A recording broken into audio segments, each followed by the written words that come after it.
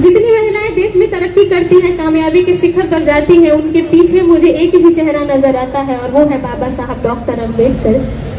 और अभी अभी हमारे देश में जो युद्ध छिड़ा था, ऑपरेशन सिंदूर को अंजाम देने वाली 2 वीरांगनाएं कर्नल सोफिया कुरैशी और व्योमिका सिंह को पहले तो मैं सैल्यूट करती हूँ और आपसे उनके लिए मैं तालियां चाहूंगी। ये जो हमें देखने को मिलता है ये नहीं मिलता अगर बाबा साहब का संविधान इस देश में नहीं होता।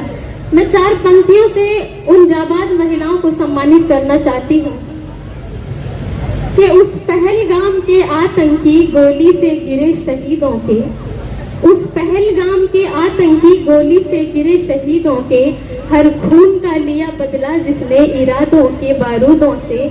वह वीरांगना भारत की बेटी, वह वीरांगना भारत की बेटी शेख फातिमा जैसी है। आज गर्व है जिस पे भारत को, वो कर्नल सोफिया कुरैशी है, वो कर्नल सोफिया कुरैशी है। चंद लाइनें और कि बहुजन की बेटी की शिक्षा शक्ति पर शक करने वालों, नजर उठाकर देश देख लो उसको ऐ नफरत करने वालों। बहुजन की बेटी की शिक्षा शक्ति पर शक करने वालों, नजर उठाकर देख लो उसको ऐ नफरत करने वालों।